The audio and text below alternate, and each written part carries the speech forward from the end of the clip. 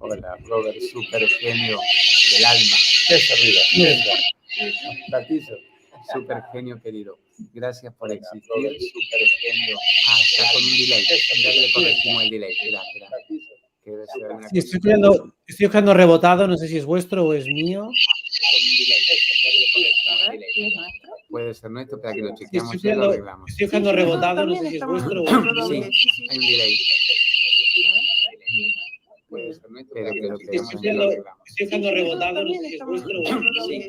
Tuyo no puede ser, de Robert no puede ser para nada. Bien, ahí Ya está, Robert. Bien, ya está. bueno, comenzamos otra vez. Ya está. Buenas, ¿cómo están? Ya Ahí descubrimos qué pasó. Perfecto, ha sido rápido y fácil. Bueno. Yo soy el burrito. Bueno, Eli, vos que lo querés y gracias a Eli yo lo conocí a Robert. ¿Cómo presentamos, Bueno, para saludamos? nosotros es una alegría, una felicidad y un honor poder estar con Robert otra vez, haciéndole preguntas, charlando con él, aprendiendo de toda la sabiduría que él comparte. Así que bueno, eso de la pantalla duplicada había pasado porque justamente ahí abajo de la pantalla le dejé las redes de Robert, le estaba escribiendo recién, y los cursos que él da, así que todo lo pueden encontrar en la descripción del video. Entonces, por eso me había quedado la pantalla abierta del YouTube. Así que eso. Bueno, gracias, Robert, por estar acá de vuelta. Abrazo. ¿Cómo estás tú?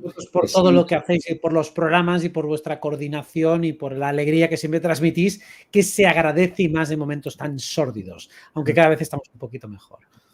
Eso te iba a decir solo ese panorama. Te seguimos, ponele todos los días. Y hasta ayer con las rubias divinas, no estás despegando amarras argentinas. Pero la pregunta es, ¿estás siempre igual de optimista, de entusiasta, de creativo, o tenés momentos en que desfalleces y caes en el famoso desaliento del Rama, de los grandes héroes milenarios? No, desfallecer nunca, o sea, nunca bajo nada el ánimo. Lo que sí que puedo tener, obviamente, son preocupaciones mundanas, problemáticas que tengo que resolver, pero es que forman parte del camino. Así que a medida que tú tienes objetivos que pueden ser de muy largo plazo o de muy largo alcance o de extrema complejidad, lo lógico es que te encuentres contratiempos, dificultades, críticas, obstáculos, y eso es lo que hace que la atención se te pueda desviar hacia cuestiones muy concretas. Lo que pasa es que en términos de cómo va la humanidad, hacia dónde vamos, ahí no tengo ninguna duda, absolutamente. Y desde luego ningún desencanto con la existencia. Las únicas emociones negativas vienen de la obvia relación que tienes con los obstáculos momentáneos que te obligan a probarte, a superarte, a replantearte puntos de vista, a ponerte a prueba a ti mismo, a lo que dices, para asegurarte de que es sólido, de que es verdadero, de que es funcional. Pero desde luego crisis existenciales ninguna, porque claro, la sensación de estar arropado y en coherencia es demasiado grande como para que eso suponga un altibajo personal. Por eso digo, llevo ya mucho tiempo sin ningún tipo de altibajo, muchos años. O sea, no recuerdo casi ya el último cuando fue, pero desde luego hace más de 10 años. Bravo. Qué bueno, ¿no? Eso es lo que a veces hablamos que valoramos de vos, porque no es mucha la gente que seguimos, son contados con los dedos de una mano, te diría la gente que admiramos, así como decir, bueno, queremos nutrirnos de su sabiduría, y es eso lo que atrae, lo que vibra en vos, que es esa coherencia que se siente, porque no todos la tienen, entonces es hermoso sentirlo, de decir, bueno, lo que expresás y lo que contás y lo que aconsejás a la gente que hagamos, es lo que vos vivís, entonces eso es básico y fundamental, porque ¿de qué vale decir, bueno, sean así, hagan esto, hagan lo otro, y después en su vida no practicarlo? Mi propia vida se desploma, se cae a pedazos. Bueno, me da gracia porque recién Eli me dijo, me voy a anotar algunos temas. Yo me anoté recién unos y no sabemos los unos y los otros cuáles son, pero podemos ir intercalando. Mi reina divina, que yo soy presidente de su club de fans, que a su vez te admira tanto a ti, y yo después voy metiendo mi bocadillo. Dime. Bueno, mira, voy a empezar por uno porque yo también estuve mirando la nota con las Mellis ayer, y estuvimos hablando con ellas, y bueno, y en un momento dejaste como entrever una frase así que dijiste medio al pasar, que en realidad el mundo es un sistema de programación informática. Entonces yo dije, wow, porque yo también lo había pensado, pero digo, bueno, esto de la matriz, de los numeritos, pero será, pero no, porque es algo biológico, bueno, que es a su vez algo informático combinado, ¿no? Seres humanos con una biología.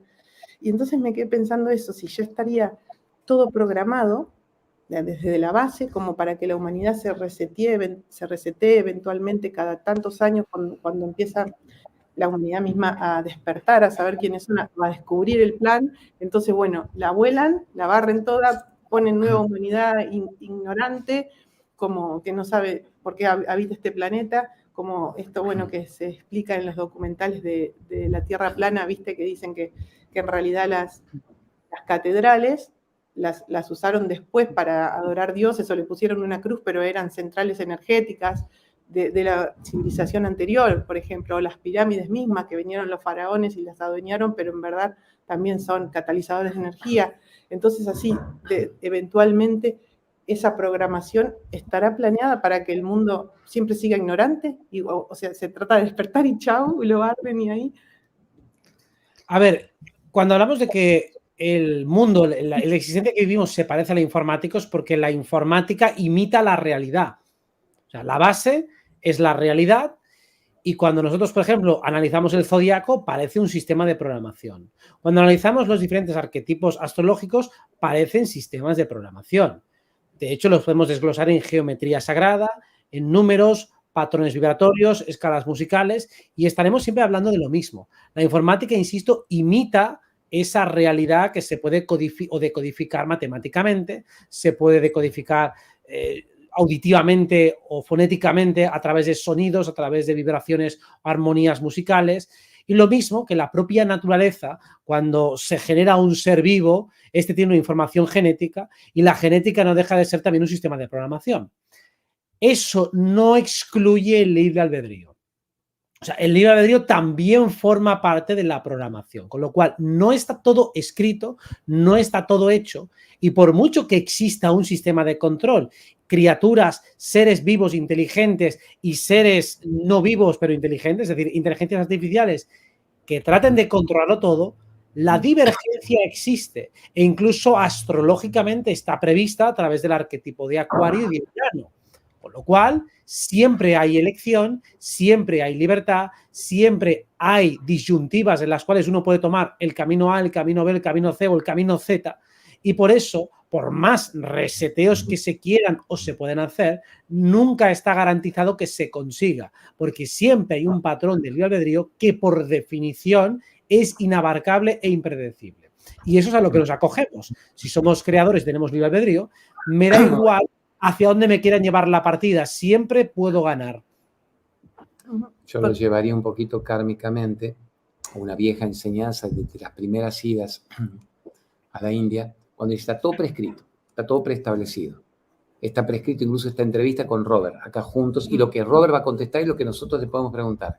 Pero si algo de esta entrevista, por ejemplo, o de la situación diaria, llamémosle una enfermedad, un accidente, una separación familiar o un estado de dicha, te lleva a un estado de conciencia pura y de despertar, modifico todo el karma prescrito, al que hubiera ido inexorablemente como una bola de nieve si yo seguía adormecido repitiendo patrones. Así que lo estás explicando sublimemente bien. Pues estás haciendo toda la cosa milenaria en un instante.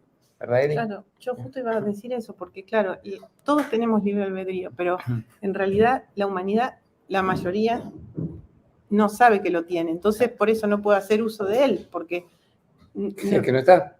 Tampoco tiene a lo mejor el nivel de conciencia para crear su propia realidad, entonces simplemente sigue en esa rueda o en ese bucle que lo lleva al siguiente día y vivir igual.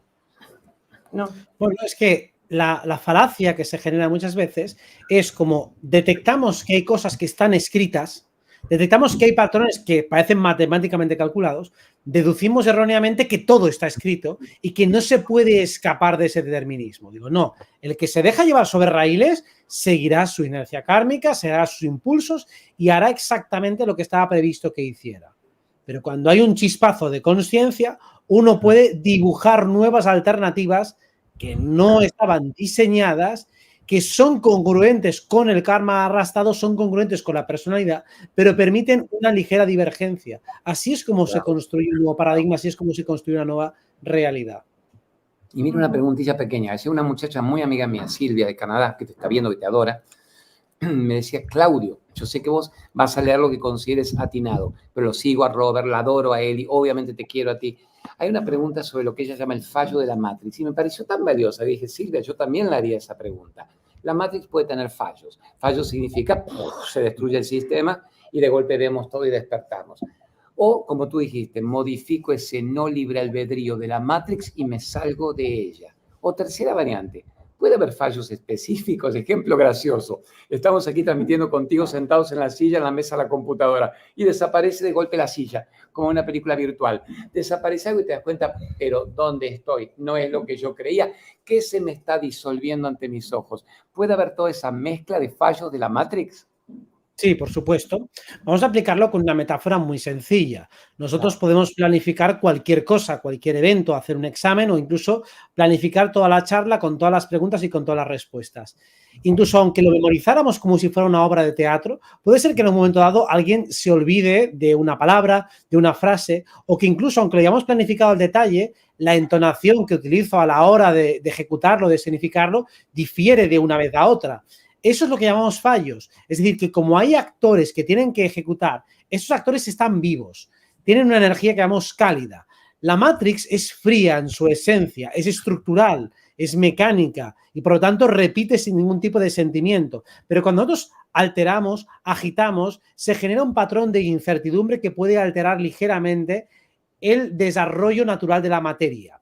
Eso significa que puede haber fallos en la Matrix porque algo los ha alterado. Cuando hay grandes acumulaciones de energéticas en un área, porque muchas personas han movilizado sentimientos y emociones, es más fácil que a su alrededor se produzcan fallos mecánicos en electrodomésticos, que las llaves cambien de sitio mágicamente, porque se tiene que acumular mucha energía para que hayan cambios en la materia, es decir, los fallos de Matrix, como en la película cuando ve el gato repetido. Pues esto es básicamente lo que puede pasar. ¿Puede haber fallos físicos? Sí, pero se necesita una gran acumulación de energía para que eso se suceda, para que la cohesión de la materia cambie hasta tal punto que se pueda alterar la ubicación de un objeto en espacio-tiempo. Maravilloso. Voy chucha de mi vida. Bien, buenísimo. Bravo. Siga, un ping-pong, ping-pong. Pues yo después te mando otro tema. Yo te iba a hacer una pregunta sobre la muerte. Dale. Sí, ¿cómo pensás que es morir? Vos ya que salís al astral todos los días, bueno, casi como siempre contás, ¿pensás que eso sería desencarnar, dejar el cuerpo ahí y uno salirse? ¿Y hacia dónde ir? ¿Cómo pensás que sería tu muerte? ¿A dónde te irías después de dejar tu cuerpo de Robert? La muerte es como ir a dormir cada noche.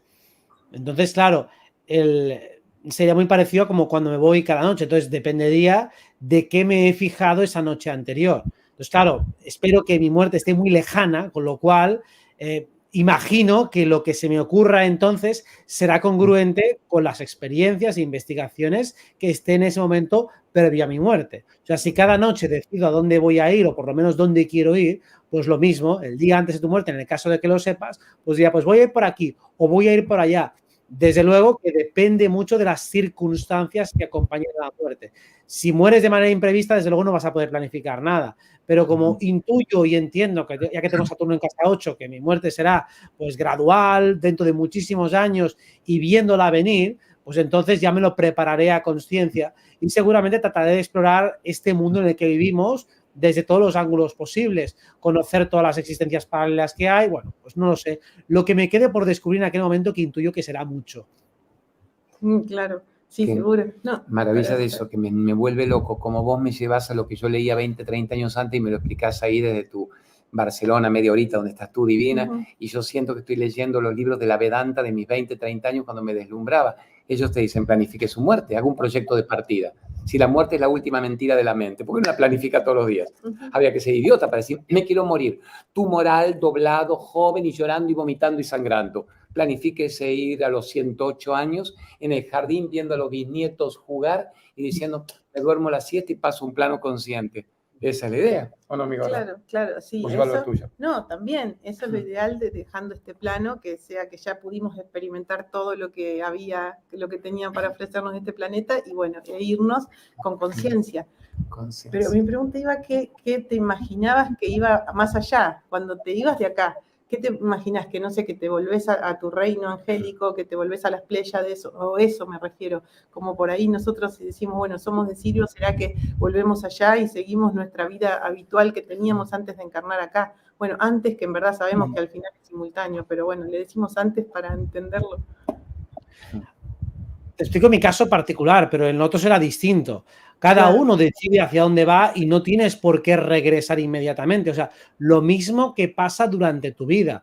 Tú naces a esta vida y ¿qué haces? Explorar mundo. O a lo mejor me quedo donde estoy. Así que va a depender mucho de cómo has vivido y con qué idea falleces. Según la idea con la que falleces, a lo mejor quieres o pretendes irte a la fuente ya directamente, a lo mejor no lo consigues, pero lo pretendes, o quieres volver a tu lugar de origen, o quieres seguir explorando. Conociéndome como soy, voy a seguir explorando. Y voy a seguir explorando en el astral, en diferentes capas del mental, hasta agotar la experiencia. No me voy a querer, bueno, me quiero a la fuente porque estoy agotado. Yo no estoy agotado, yo tengo ganas de seguir entendiendo esta realidad y seguir depurando este avatar y los siguientes cuerpos. Entonces, para mí, acabar el camino ya entendiendo, intuyendo y comprendiendo lo que es el final del camino, para mí no tiene más misterio. He venido a jugar, he venido a entender este mundo, a disfrutarlo, a ver diferentes planos. No tengo ninguna prisa por volver. Entonces, digo, habiendo tanto por experimentar, digo, bueno, pues vamos a darle un poco de gozo a la fuente, que también querrá tener extensiones de sí misma para autoobservarse en diferentes formas. Sí, sí, la frase original vedántica dice, siempre hay una experiencia más magnífica de sí misma para jugar. Ya está, ¿dónde llegué? ¿Cómo te quedaste con el nivel 10? ¿No querés el nivel 20? Y el 100, siempre el alma es creadora de una experiencia cada vez más magnífica de sí misma y tú eres capaz de imaginarlo, ya está siendo criado en un plano de conciencia. Extraordinario. Eso es. Vamos a mejorar esto. Si esto está bien, digo, vamos a multiplicarlo por 10. Y luego lo vamos a subir el nivel de dificultad y lo vamos a multiplicar por 2000. A ver qué pasa. ¿Por qué? Porque ese es el verdadero mérito y lo que siento que quiere la conciencia a través de este avatar y de los subsiguientes. O sea, una experiencia donde, que sea verdaderamente retadora, donde nos pongamos a prueba. No quiero simplemente llegar a descansar y ya está. Digo, no, para eso no he venido aquí a descansar, no he venido de vacaciones. Si no he venido de vacaciones, pues hemos venido a jugar este juego, que es lo que quiere. Que quiere irse vacaciones, que se vaya a la fuente directo. Si puede, claro. Con esto que decían recién del fin último de la fuente, perdón que esté ocupada, No, esto y después le pregunto. Estoy fascinado escuchándote, por no haber leído las preguntas de Eris tan divinas. Esto tiene que ver, porque cuando yo empecé con la espiritualidad fue por el lado de la filosofía hindú que te enseña que bueno, que el fin último de toda la búsqueda de espiritual es el samadhi o el nirvana. Entonces unirte con la fuente, ser uno con toda la creación. Entonces yo siempre sentía eso, sentía que qué atractivo me da eso, unirme con la fuente, disolverme y ya no poder experimentar más, no ser nada o ser todo, pero no tener ya más conciencia. Entonces siempre tenía esa duda, ¿por qué voy a ir tratando de evolucionar hasta llegar a fundirme? Si en verdad, claro, justamente esto que decimos, seguir experimentando en este o en otros planos.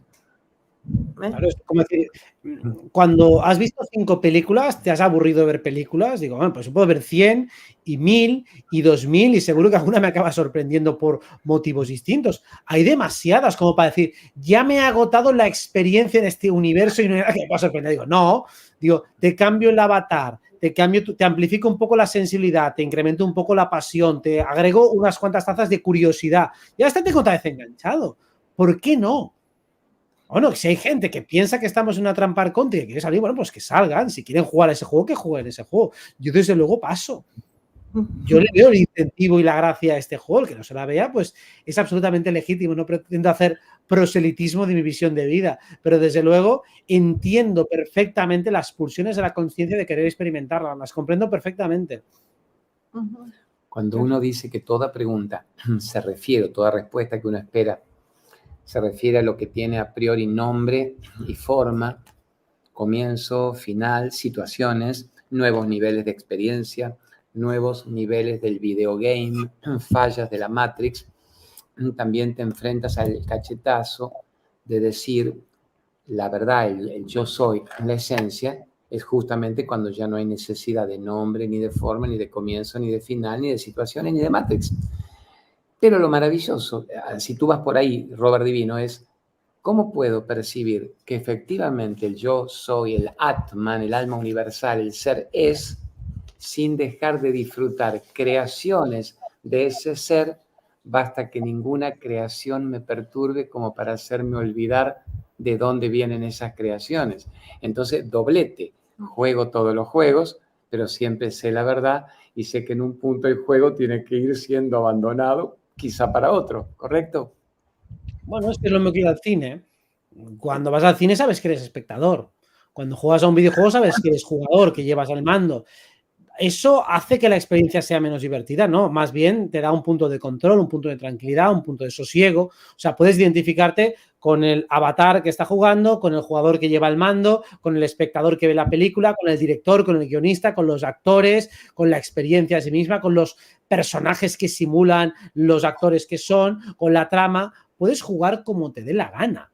Y la cuestión es que tener una cosmovisión macroscópica, entendiendo perfectamente que tú eres todos los personajes a la vez, te relaja, te tranquiliza, te ayuda a relativizar perfectamente la experiencia y no resta capacidad de inmersión a este juego.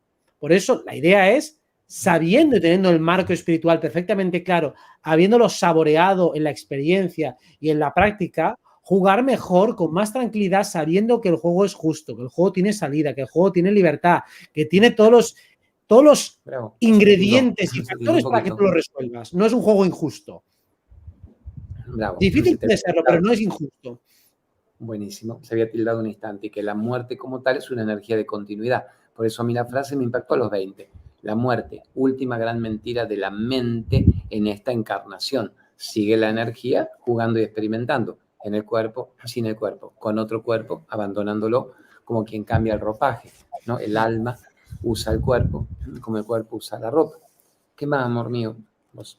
¿Yo? Sí, pues yo ya voy pasando a mis temas que son más metafísicos. No, métele. No, vos dale que te adoro escuchar porque me sorprendés. Vamos, para no salirnos del tema, quería decir otra pregunta. Dime. Bueno, con esto que hablamos antes de esto del reseteo del planeta y todo eso, viste que fueron muchas veces analizados monumentos o figuras escritas en la parte de Egipto o en las piedras así talladas de miles de años atrás, que fueron muy similares, por ejemplo, en Egipto y en Perú o en México y en la India. Entonces, bueno, la deducción que muchos investigadores hacen es que fue la misma civilización que estuvo habitando en los distintos lugares, o que si bien los dioses que adoraban en un lado y en el otro no eran humanos, digamos, que eran extraterrestres. Entonces te quería preguntar qué pensás de esa teoría, ¿no? Que también te escuché en alguna nota nombrar a Salvador Freixedo, que él también habla de esto, de que los dioses en verdad eran extraterrestres, que venían en sus naves. Claro, lo que está claro es los seres más antiguos de hace muchas civilizaciones tenían un contacto con el otro lado mucho más fluido que el que tenemos ahora. A través de sacerdotes, intermediarios de todo tipo, había una conexión fluida con otras capas de realidad y por lo tanto accedían a información distinta a la que tiene el común de los mortales. O sea, los chamanes, los sacerdotes, los hechiceros, los brujos o como queramos llamarlo, eran capaces de conectarse con otro diferente saber. Las infraestructuras que hay, sean pirámides o como se llamen todas las infraestructuras que tienen megalíticas, no sé la palabra, o de carácter religioso, obviamente están inspiradas por seres de otra dimensión. Para mí eso es bastante claro por toda la geometría sagrada que hay detrás. No parece algo fácilmente deducible por lógica y observación por un ser humano, salvo que esté en estados avanzados de conciencia o esté directamente en contacto con otras entidades. Eso es lo más lógico. ¿De dónde vienen esas entidades? Bueno, habiendo explorado en el astral contacto con esas entidades, no es tan difícil de entender que se pueden canalizar y se pueden conectar. Las élites oscuras actuales también conectan con esas entidades, o por lo menos han conectado muchas veces, y por eso toda la cábala oscura, todo lo que es este sistema de control, utilizando los primados negativos, la simbología y demás, es exactamente la misma arquitectura esotérica. Es exactamente lo mismo a la construcción de esas pirámides, esos monumentos, de esos arcos del triunfo, de esos obeliscos. Todas esas estructuras están basadas en geometría sagrada, en principios esotéricos y son amplificadores de energía. ¿Quién los ha construido? Seguramente las élites que ya conocemos, a través de un conocimiento de conexión con esas entidades que les han dado la chuleta, les han explicado cómo se hace y todo con propósitos de recolección de energía. No te sé reconstruir la historia entera porque hay muchas posibilidades y tampoco me he puesto a analizar detalle por detalle para ver cuál más cuadra, pero está claro que eso no es una construcción meramente humana, que no se ha llegado por una mera deducción, sino que ha habido ayuda de otro lado para poder llegar a esas conclusiones. Lo que sí que hace falta siempre es un intérprete humano que descifre lo que el otro lado te están diciendo, porque hablamos idiomas distintos, no hablan nuestro idioma las entidades del otro lugar. Así que finalmente el sacerdote, el chamán, tiene que tener conceptos de matemáticas, de geometría para poder traducir y entender lo que está pasando. Muy brillante. Cuando ahora venimos justo de un mes en Egipto, en la India, y ya me conocen medio los chamanes que nos llevan, los guías, me dicen, Claudio, es obvio, a tu grupo no le doy la explicación arqueológica. Le digo, no, tesoro, dale la explicación pleyadiana, metafísica, atlante, divergente, no la del manual. Y es fascinante lo que va surgiendo, como los libros de historia nos han mentido, jugando graciosamente en nuestra cara para que la zombificación del cerebro de un chico en la escuela ya repita datos absurdos. O sea, para construir pirámides megalíticas de millones de kilos, toneladas, y subirlas o descenderlas, se requerían lianas de papiro en la creciente del Nilo y algunos camellos y unos hombres que empujaran. Y los esclavos tirando. Y los esclavos tirando, cuando no hay ni cristal de cuarzo de la NASA hasta ahora que pueda cortar una roca en estado de perfección. Entonces te hablan de teletransportación, telequinesis, profundidad de campo. Qué loco que la gente se haya comido, incluido yo en mis primeros años, la repetición del texto escolar. Es hora de ir despertando, los padres no se lo plantean, sigue la zombificación reinante que no cuestiona, o justamente estos años pandémicos son grandes disparadores para ya no creer nada de lo que se te dijo que era. Exactamente, mira, siempre uno de los principios que aplico es ¿dónde hay que aplicar más espíritu crítico respecto a cosas que tú no puedes comprobar directamente? Y más si estas chocan o con los instintos o con el sentido común. O sea, si algo es contraintuitivo, contrainstintivo, contra sentido común, ponte en alerta. Y si además no lo puedes comprobar, todavía más. Y si además te pretenden afirmar que eso es así sí o sí, pese a que tú no lo puedes comprobar, que choca con tu sentido común, que te hace sentir mal, pequeño, incómodo, lo que sea, pues entonces ahí estás ante una manipulación grosera. Entonces, esto, desde luego, gracias a estos 3 últimos años, ha servido como demostración global de que eso viene ocurriendo desde tiempos inmemoriales. Entonces, tenemos una prueba muy fidedigna de ahora mismo que nos sirve para comprobar, sí, se sigue mintiendo mucho a día de hoy. Porque claro, que me hablen de las mentiras de la Guerra Fría o de la Segunda Guerra Mundial, donde no estábamos, bueno, me lo puedo creer y tiene mucha lógica, pero sigue siendo, digo, vale, es que en la Segunda Guerra Mundial se manipularon muchas cosas. Digo, seguramente sí, pero tampoco lo puedo comprobar directamente. Ahora, lo que ha pasado ahora sí que lo puedo comprobar.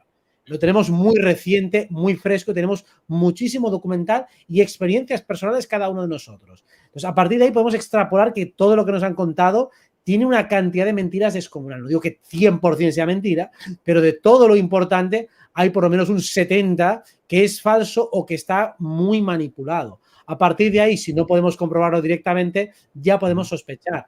Y si encima el relato favorece a unos determinados intereses, pues todavía el nivel de alerta y sospecha se incrementa exponencialmente. Bueno, amor mío. ¿Seguro? Sigo siendo así toda mi Bueno, vida. te quería preguntar esto, porque viste que nosotros por ahí, uno de los mensajes que siempre damos cuando podemos a la gente es que busque su propósito, que todos nacimos para algo, que no se dejen estar, que busquen a ver a dónde, para qué nacieron, ¿no es cierto? Que lleven a cabo aquello que les hace feliz. Y bueno, y el otro día surgió esta cuestión de una discusión, entre comillas, de decir, bueno, pero ¿qué pasa con los portales orgánicos? Todas aquellas personas que se dice que vienen a encarnar como siendo actores de reparto, como dicen los chicos ahora, NPC, los que están ahí, pero no tienen una función principal o no traen una misión. ¿Vos crees que existen ese tipo de gentes encarnadas en el planeta? Sí, y sí que tienen algo de libre albedrío. No es cierto que carezcan completamente de libre albedrío. Lo que pasa es que no lo están ejerciendo. Con lo cual, simplemente son movidos y arrastrados por otras fuerzas. Hay personas que, no sé, que les gusta el bondage, el sadomasoquismo, y que les azoten y que les guíen y someterse a una dominatrix. Esto es algo parecido a nivel existencial. Oye, yo me da morbo ser guiado y ser empujado por otros y a lo mejor hay un cierto placer en eso. Hay muchas personas que se han estresado en muchas vidas por tener que tomar decisiones porque eso puede arrastrar culpas, responsabilidades. Lo vemos cada día. Como hay personas que dicen, uy, uy, uy, esto es mucha responsabilidad. Yo no lo quiero. O sea, yo no quiero ese poder de decisión porque conlleva una responsabilidad. Con lo cual ahí me hago un poquito más NPC. Ahí renuncio a utilizar mis chakras superiores. Pues eso lo podemos experimentar cada uno de nosotros a pequeña escala. Simplemente ahí lo que vemos es un nivel más extremo de dejarse llevar por la inercia. En el fondo, acumulan menos responsabilidad, aunque tienen karma igualmente, porque tienen que compensar y pasar de una cosa a la otra. Solo que no pueden evitar ni una ni la otra porque están siendo arrastrados por pulsiones ciegas y su capacidad de autocontrol, discernimiento y parada es muy baja. ¿La pueden ejercer? Sí, en cualquier momento, pero normalmente no quieren por las responsabilidades que eso conlleva. Serían todas las personas aquellas que siguen el sistema y que hacen todo lo que se les indica que hagan y ya solamente obedecen y así van. Sí, pero internamente hay partes que se rebelan. Por ejemplo, el cuerpo enferma. Su cuerpo se resiste a la programación. Cuando uno dice, venga, tengo que ir a trabajar aunque me sienta enfermo porque si no me pueden despedir y no quiero quedar mal, bueno, pues tu cuerpo se está resistiendo a esa directriz que tú estás dándole a nivel mental. Tu sistema emocional no quiere ir, tu cuerpo tampoco y tu mente es la que fuerza a las dos. Ahí estás ejerciendo libre albedrío. Y estás viendo que hay partes que se resisten y esa persona que está siguiendo una programación simplemente lo que está haciendo es priorizar esa armonía social en ese caso respecto a lo que siente a todos los niveles. Con lo cual, eso es ejercer libre albedrío. Está haciendo lo que ella decide. Está siguiendo un criterio. O sea, su orden de prioridades dice, bueno, salud, segundo plano, primero quedar bien con la empresa porque si no, pienso que me van a hacer la vida muy difícil y además me pueden despedir y no quiero que me despidan porque si me despido entonces me muero. No piensan que a lo mejor pues, puedes tener alternativas y que puedes ir a ayudas sociales o puedes conseguir otro trabajo. O sea, al final estás tomando una decisión ponderando una serie de cuestiones. Aunque lo ponderes a 2000 por hora y casi ni te des cuenta, realmente tienes opciones y tú decides escoger la que aparentemente ha surgido más deprisa, que ni siquiera es el camino más fácil. Es el camino que se te ha ocurrido primero, pero no tiene por qué ser el más fácil. De hecho, vemos muchas veces como las personas se complican la vida y no es precisamente por escoger el camino más fácil, sino por escoger uno muy difícil, solo que actuando de manera muy reflexiva. Claro, y reflexiva. Brillante, qué amor mío. Hago una pregunta yo a los chiqueados también. Yo llamo los guantanameados. Guantanameado, Bajira, guantanameado, videineado, ahora el Dalai Lameado. Ahora mi pregunta viene por ahí. Primero, cuando se habla de todos estos personajes que se habrían vendido al cabal, como el famoso Fausto, he vendido mi alma al diablo a cambio de los placeres del éxito terrenal y vendo mi alma, yo me dejo utilizar como un portal orgánico pero consciente. Hablamos de los muy reconocidos a nivel popular, de los influencers en su rubro que se dedican al cabal. Esas personas les propusieron, fueron propuestos como literalmente una telenovela. Si usted me da su alma y yo la utilizo para la zombificación reinante, será usted la número uno en la música, en el cine, en la política, en el deporte, pero sepa que su vida ya no es suya. Usted es un servidor del reptilianaje, que ni diríamos oscuridad, del poder del nuevo orden. Esa gente se le fue propuesto gráficamente así o internamente y lo aceptan, lo piden, lo precipitan o son usados sin que ellos lo sepan. Como no puedo responder la pregunta porque obviamente no desconozco cómo se producen esos escenarios, basándome en los primeros negativos de diferentes películas, en lo que intuyo, lo que deduzco por lo que veo, entiendo que es una desconexión del alma muy gradual.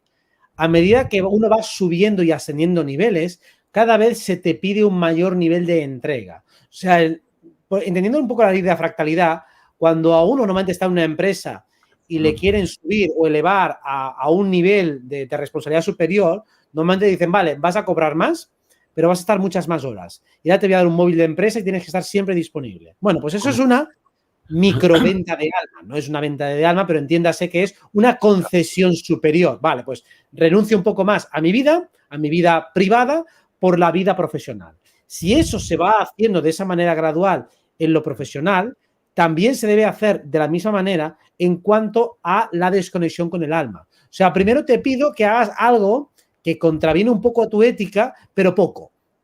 Dice, bueno, mira, una pequeña mentira pública que simplemente es para contentar a estos. Luego la mentira a lo mejor se vuelve un poquito más grande.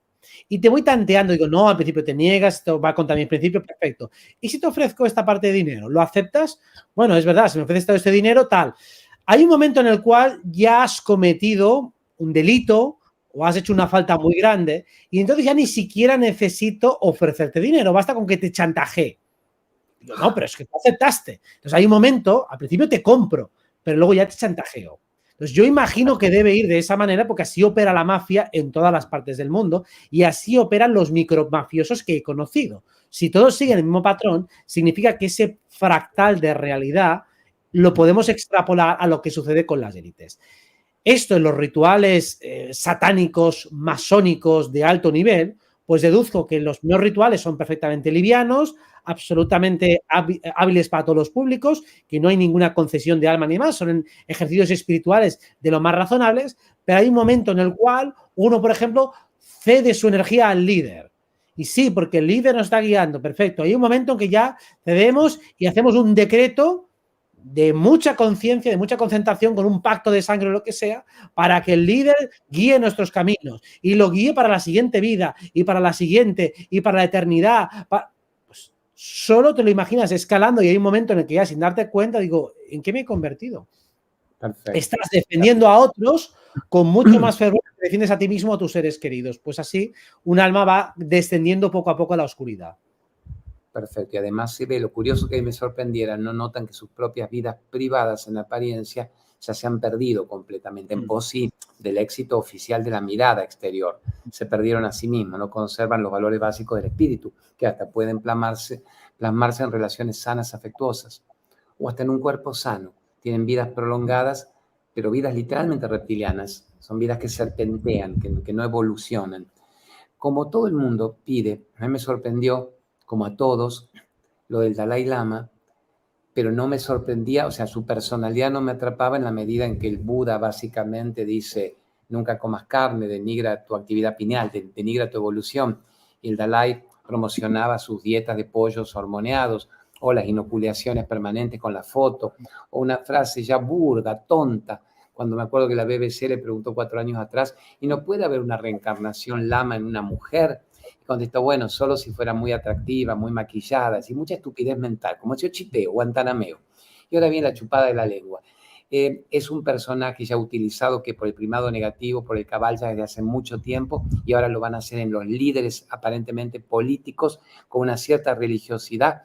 ¿Para qué? Para confundir más, generar más odio y descrédito a las bases del Buda son sublimes, y esta rama única, menor, que lo tiene el Dalai Lama como un líder político en el exilio, pervierte todo el mensaje. ¿Qué análisis me harías ahí de eso, tesoro?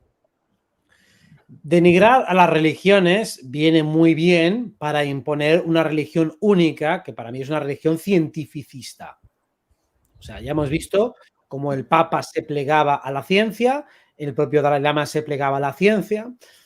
De los otros musulmanes mejor no hablar, vaya a ser que nos lancen una bomba o como poco, pero desde luego todos parecen poco a poco ir cediendo ese papel hegemónico a esa corporación científica donde no hay figuras concretas a las que poder atacar. O sea, un enemigo invisible, un partido invisible, un gran hermano invisible al que tú no puedas buscarle fallos. El gran hermano es soberano, como lo ha sido y lo han ensayado con la comunidad científica, la comunidad de expertos. Para mí, la religión del nuevo orden mundial es la ciencia, porque llevan promocionándola muchos años y además todo aquello que huela a espiritualidad, incluida toda religión, se ha ido anulando, pervirtiendo y destruyendo. O sea, si el nuevo orden mundial lo que hace es machacar a las religiones, o incluso la única que promociona es la islámica y especialmente las partes más sórdidas, nada de su cosmovisión, de su cultura, no, hablan simplemente de los hábitos más restrictivos, los más represivos. Esa es la parte de cultura que están promocionando, o sea, la que choca más, la más represiva, nada de los textos sagrados musulmanes, árabes o pasajes del Corán que pueden estar relacionados con la búsqueda espiritual, no, solo aquello que claramente es más negativo y denigrante para el ser humano. Entonces, el mensaje claro que están dando es, En la religión no vas a encontrar nada, en cambio la ciencia es lo bueno. La ciencia trabaja para el ser humano, trabaja para la evolución. Te vamos a conseguir la vida eterna aquí en la Tierra. Si te metes estos 4 microchips, te cambiamos un poquito el ADN, te ponemos aquí una oreja de un delfín y con esto podrás respirar bajo el agua. Bueno, pues esto básicamente es lo que quieren conseguir. Reemplazar toda religión y todo contacto con el mundo invisible. Es decir, ¿para qué quieres eso teniendo un metaverso? ¿Para qué quieres eso teniendo el acceso a un enchufe con una tecnología brutal? O sea, que para mí claramente quieren destruir todo contacto verdaderamente espiritual, reemplazar la religión y que solo tengamos ese cientificismo, porque el nuevo orden mundial es unir los 4 paradigmas en uno, siendo ese gobierno central el que emana y el que tiene la política, tiene la economía, tiene la religión y tiene la ciencia, todo en uno. Perfecto, pero la pregunta entonces final sería, para que alguien no le quede claro, ¿es usado el cerebro del Dalai Lama para actuar de ese modo y decir ridiculeces y llegar a un paroxismo de abuso gestual? ¿Es usado el Papa para violar o avalar o premiar la pedofilia? ¿Son usados? Es decir, ellos tienen claridad de lo que están haciendo cuando el Dalai Lama dice, chupame la lengua. Cuando Francisco Bergoglio recibe a las víctimas de abuso y dice, ya haré algo y los pasa de parroquia en parroquia. ¿Son usados? ¿Saben lo que están haciendo o pierden conciencia y son hosts? Son huéspedes de esa energía. Yo lo que creo es que a esas alturas ellos son conscientes de lo que hacen, pero no de las consecuencias de lo que hacen. O sea, son seres que son responsables, están algo parecido como alterados cognitivamente, lo suficientemente borrachos como para ignorar las consecuencias, pero no tanto como para no saber lo que están haciendo. Lo que están haciendo. Brillante, Podrían hacer otra cosa y entonces no reflexionan sobre las consecuencias, pero ellos son como son, con muy poco filtro. No están siendo tan usados, tan manipulados como para que no ser responsables de lo que están haciendo. Bravo, usan su conciencia en un nivel absolutamente bajo, tan utilizable. Sí. Pero ese ser, o sea, si tú miras energéticamente cómo está el Dalai Lama y cómo está el Papa, no son portales orgánicos. O sea, no están completamente tutelados. Bravo. Como si estarían un Biden o compañía que ves que ya no son máscaras, son las máscaras de Misión Imposible 20. Fuerte. Exacto, o sea, son niveles distintos. En los políticos nos vamos a encontrar muchos que están totalmente tomados, pero estos dos en concreto todavía tienen conciencia, entonces saben lo que están haciendo. Perfecto, perfecto. Del amor mío. Yo tengo una pregunta de las locas. Bueno, no, te quería preguntar sobre una película porque a veces vemos que, bueno, que te gustan las series o películas. Yo no miro mucho, pero cuando hay alguna buena, Claudio me dice, esta la tenés que mirar y entonces me hago el tiempito. No sé si viste esa que se llama Todo al mismo tiempo en todas partes. No, así. Me la han recomendado, pero aún no la he visto. Ah, bueno, Vela, porque es interesante. Claro, sí, eso. La pregunta iba a eso, que como decimos, bueno, a veces decimos, bueno, en esta vida pasada, en mi vida pasada estuve en tal lugar, ahora es como si este fuera otro tiempo y en el futuro cuando desencarne estaré en cambio ahí muestran como que todo sucede al mismo tiempo como ahora, en otra realidad paralela, otra vida en otro lugar, en otra realidad paralela, todo aquí y ahora. Entonces eso, bueno, a veces cuando lo pienso es como que la mente llega hasta un punto donde ya no hay más manera de entenderlo, cómo es que pasa todo eso, porque bueno, se ve que el nivel humano llega hasta un límite, pienso yo, o no sé, o yo lo entiendo hasta ahí, pero no alcanzo a darme cuenta cómo es que todo sucede al mismo tiempo. Y bueno, y una cosita que pasa en esa película, que también venía la pregunta que te quería hacer, era que ese personaje podía tener un conocimiento de su vida paralela, como en Matrix, viste que cargan un chip donde aprende, por ejemplo, karate y ya sabe, bueno, nada más que recuerda algo de su vida paralela y tiene esa habilidad acá, entonces todo sucede al mismo tiempo. ¿Crees Bien, todo se tiene que poder explicar mediante fractalidades, mediante analogías de cosas que ya experimentamos aquí.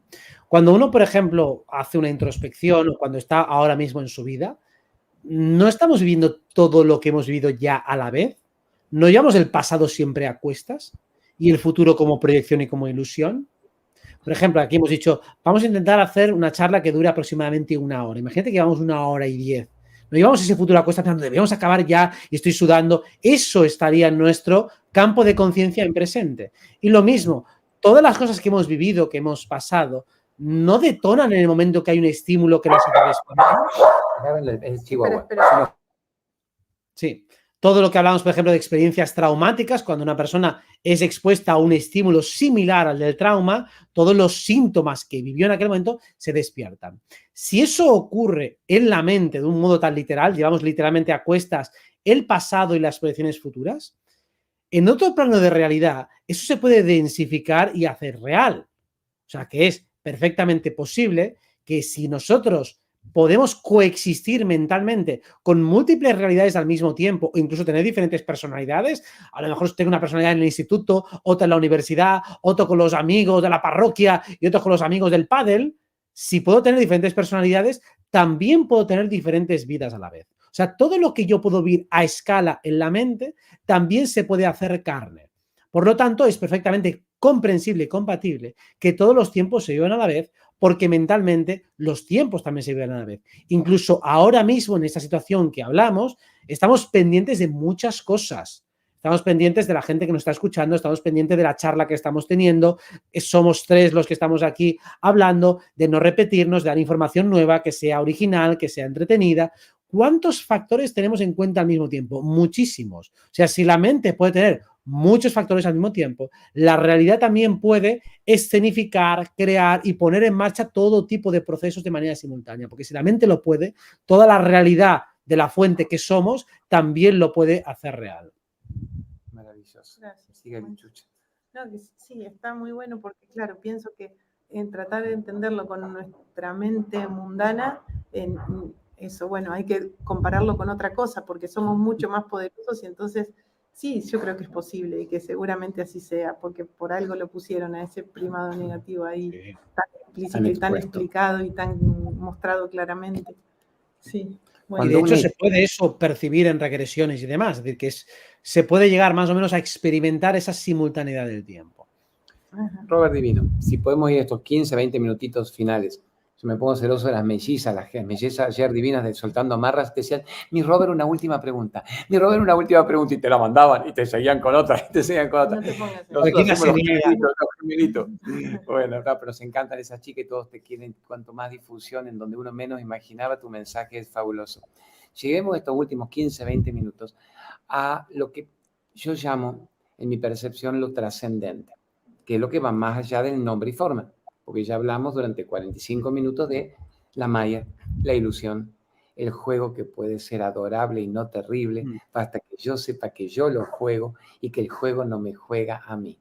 Pero si en un punto se produce la desilusión, la famosa desilusión del héroe, todo esto, nada de esto me llena, nada de esto me satisface, hasta que entre un punto de tanta profundidad en que hasta el suicidio amenaza la mente, porque dice, si ya nada de esto tiene sentido, ¿para qué seguir? Sin entender que el suicidio enseguida es la obligación de la repetición de la última materia no aceptada y no resuelta, y siguen los exámenes en diciembre y marzo. Nadie escapa de uno mismo. Entonces, en la famosa Vedanta, en los diálogos, a ver, de Rama, Krishna, el sabio Vasista, decía, muy bien, cuando llegaste a ese punto, se habla de una inteligencia emocional muy grande, estás arañando la iluminación. El desaliento, el desapego es el comienzo ahí de la iluminación. Lo que ahora tenés que hacer simplemente es practicar la autoindagación, donde vas a encontrar todo lo que nunca encontraste afuera. La autoindagación te da el autocontrol de la mente. Por supuesto, te va a generar estados de alegría. Y ahí son clave las buenas compañías o algunas escrituras llamadas sagradas, pautas, que quizá te lleven permanentemente a la autoindagación. Háblame ahora de eso, del salto cuántico a lo trascendente, más allá de los Dalai Lamas de turno, el príncipe Carlos de turno, los Biden de turno o los Macron de turno. ¿Qué está pasando que el ser humano no hace ese salto cuántico? Una inyección tuya para eso, el desaliento del héroe. Primero, porque es complejo, es un tema complicado y me gustaría rescatar algo que has dicho, porque cuando uno está en esa búsqueda o en esa desilusión, en ese desaliento, has dicho, se siente vacío, nada me está llenando. Realmente, cuando uno entra en esa indagación, se da cuenta de que está vacío de algunas cosas, pero muy lleno de otras. Y lo que tú haces con aquello de lo que estás lleno es parte del camino del héroe. Si yo tengo hambre por un lugar, tengo exceso en otro. ¿Y qué hago con ese exceso? Seguir acumulando algo que ya no me sirve. Digo, no, tengo que empezar a compartirlo, transmutarlo, convertirlo en otro tipo de combustible. Esto es astrología básica, pero es el eje 2-8, Tauro y Escorpio. Tauro es estoy vacío, busco llenarlo. Escorpio, tengo de todo, ¿qué hago con ello? Lo transmuto, lo elimino, lo expulso. Los caminos de la meditación, ¿por dónde van? Mira en tu mundo interno, estás lleno de pensamientos, de expectativas, de ideas, estás cargado de cosas. ¿Qué haces con ellas? Si tú destilas esas experiencias, puedes sacar grandes lecciones.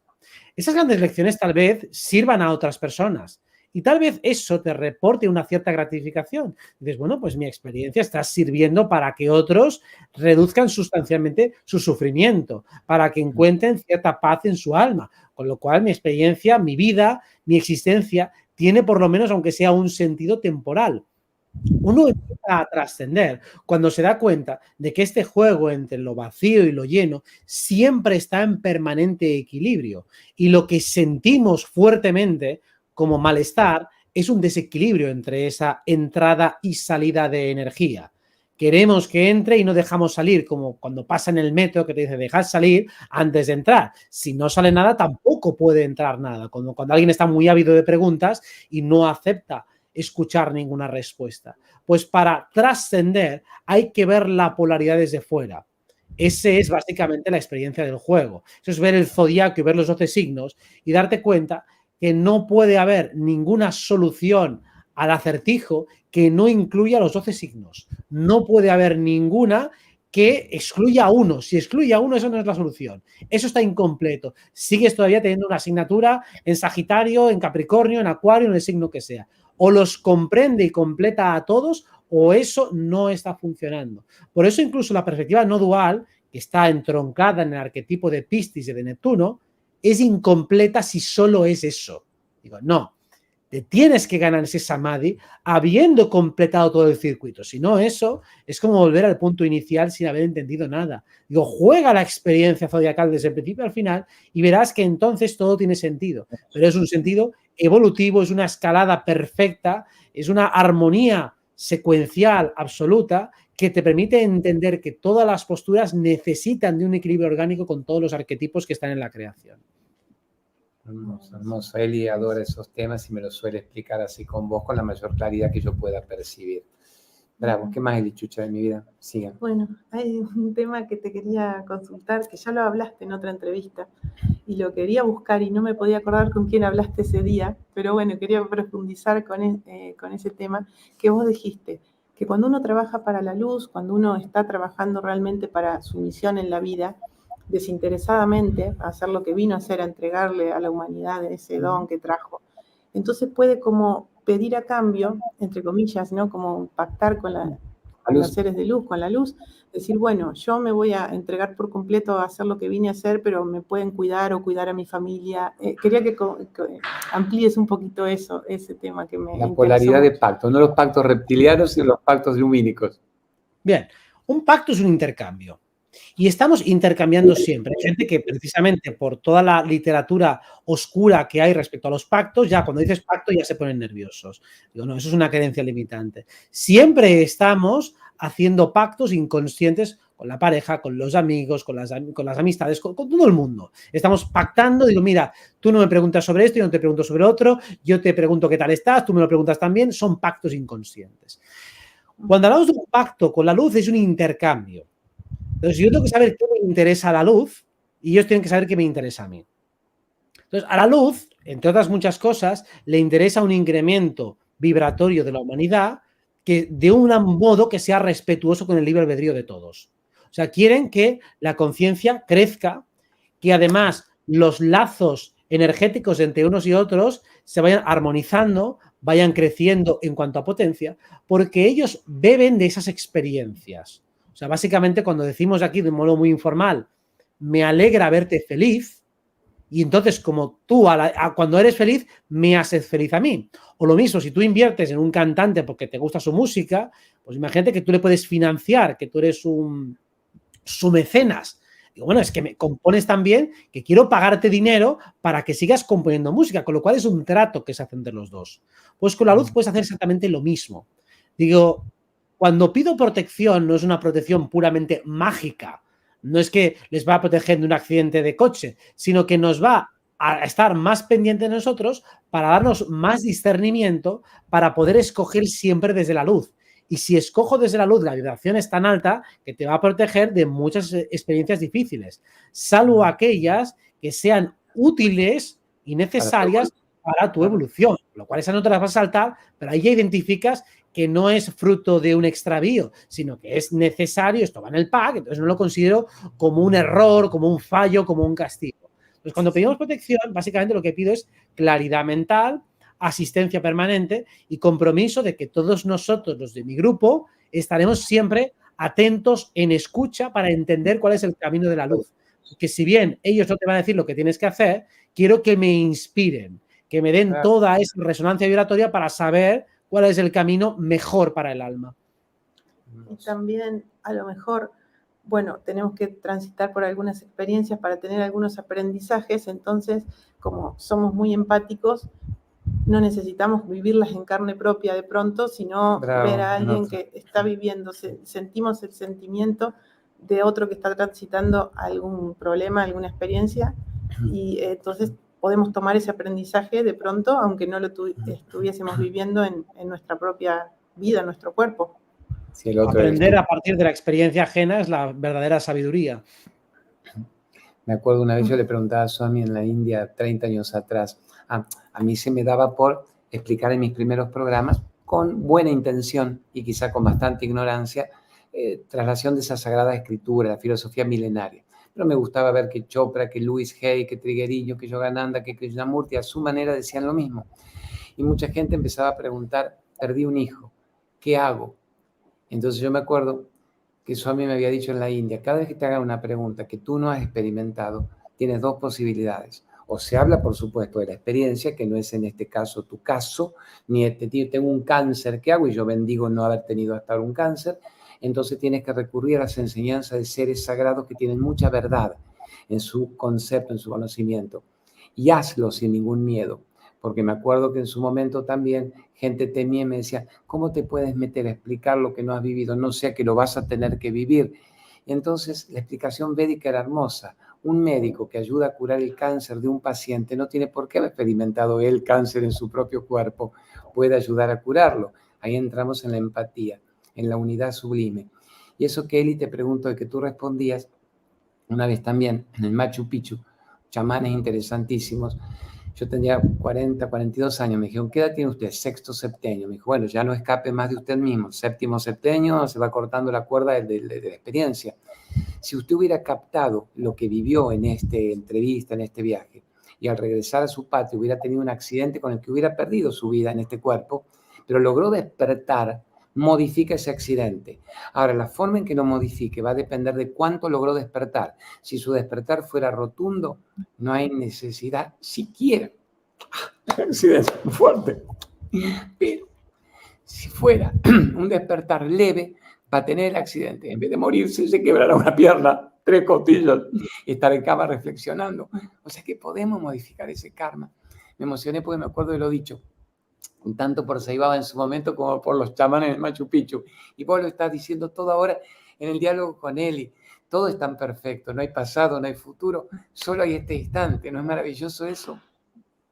Desde luego, claro, es que estamos decodificando, o por lo menos intentando entender cómo funciona este mundo, ya que por lo menos desde la filosofía occidental no se da ninguna respuesta, los maestros orientales por lo menos lo intentan y muchas veces están muy atinados, con lo cual tenemos que tomarlo.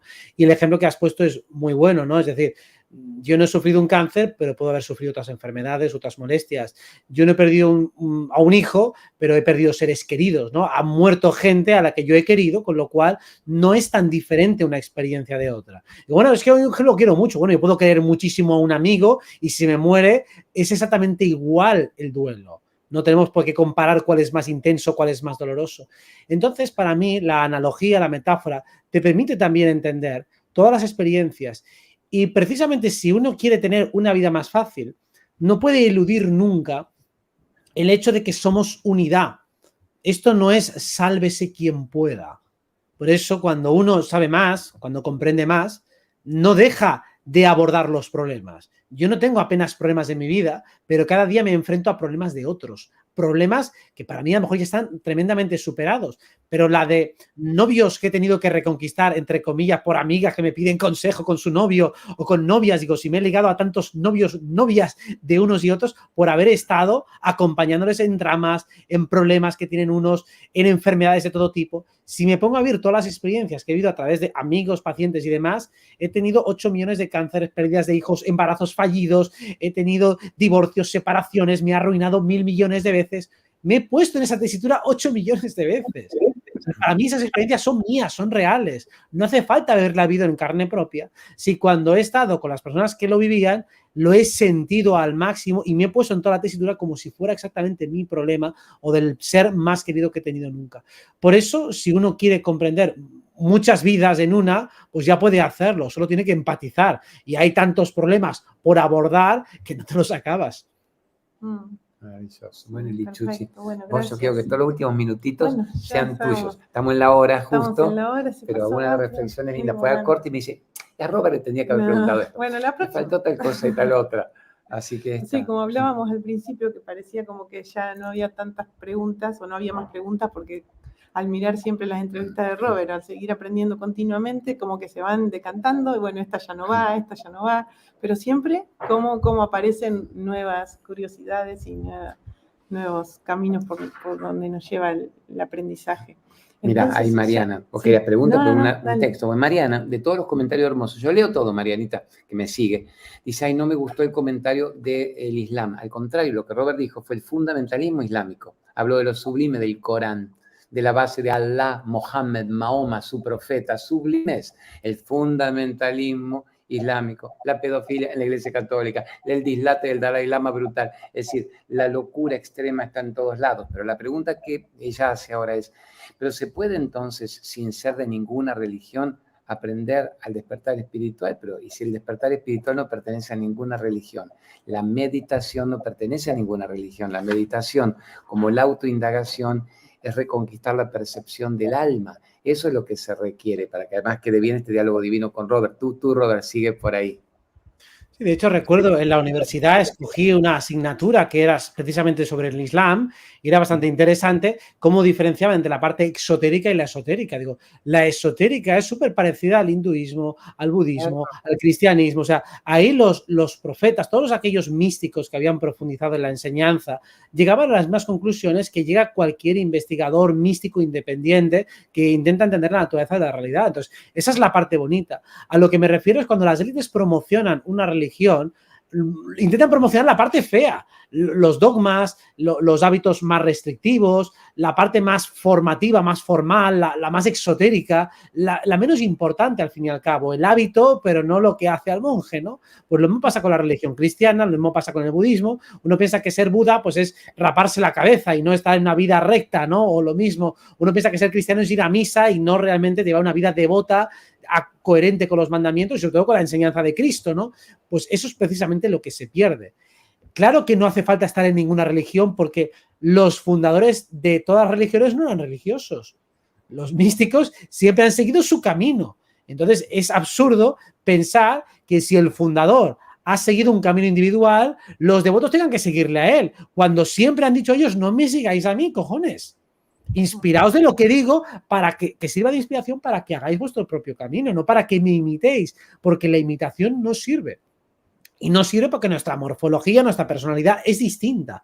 Y lo que es válido para uno no va a funcionar exactamente para otro. Por eso no tiene sentido seguir el dogma de ninguna religión, salvo que te interese a nivel cultural o te inspiren sus principios, sus reflexiones, sus sabios y sus místicos, porque desde luego que algo bueno tendrá todo aquello en lo que un ser humano ha puesto empeño, ha puesto energía, ha puesto pasión, ha puesto dedicación. Seguro que algo positivo podrá sacar de allí.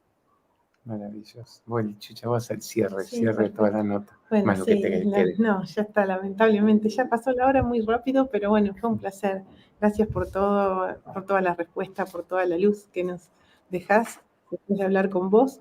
Y quería recomendarles a todos que ahí abajo de la pantalla del video de YouTube puse las redes de Robert y sobre todo el curso de técnicas energéticas al que también nos inscribimos nosotros, porque, bueno, cuando Robert lanzó el curso, yo sin fijarme el contenido ya fui y me inscribí como gratitud por todo lo que él había aportado a mi vida, por todo lo que me había servido de escucharlo simplemente. Entonces, bueno, después sí que hice el curso y está buenísimo de paso, pero es como una gratitud a todo lo que él da desinteresadamente, sin pedir nada a cambio. Lo podemos escuchar prácticamente todos los días gratis y aprender muchísimo de él. Así que yo los invito a todos a que también se metan en ese curso y van a disfrutar muchísimo, muchas más respuestas todavía que estas que nos da.